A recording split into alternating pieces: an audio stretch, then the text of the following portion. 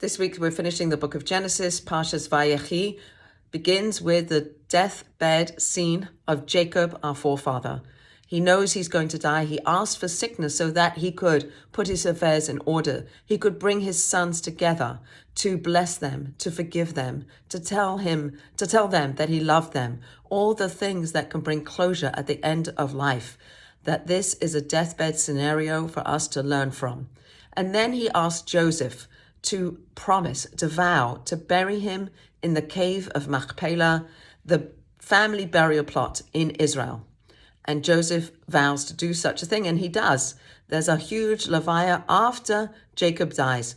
Death being, in Jewish wisdom, the separation of the spiritual holy soul from the physical organic body. This separation of body and soul happens such that the body needs to return to the dust from the earth from where it came, and the soul goes up into the highest heavens to be purified. Both aspects of who we are become purified through death, through atonement, such that at the end of days, the purified soul and purified body will come back together at the time of the resurrection of the dead at the end of days to bask in divine light for all eternity. And Jacob is teaching us the importance of burial.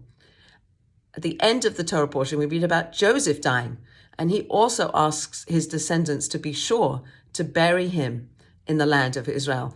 And actually what happens is that he's buried in the River Nile, or he's immersed in the River Nile in a metal casket.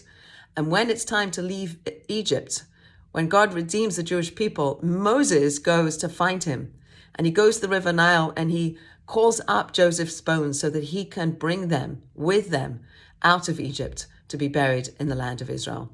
So we learn in this week's Torah portion the importance of the deathbed scene. If we have the gift of being able to say goodbye to our loved ones at the end of life, it is truly a gift for all involved to put our affairs in order, to write our living wills, to write our ethical wills, etc., etc. And then we learn about the importance of burial, and burial in the land of Israel, because the land of Israel has atoning properties to it. However, not everybody is buried in Israel. And so the Chevra Kadisha, those people who are tasked with preparing our beloved deceased for burial, they bring the land of Israel to the people who die outside of Israel. We put sand or earth from Israel into the casket on different parts of the body of the deceased so that they too would get the atoning properties even if they're not buried in the land of Israel.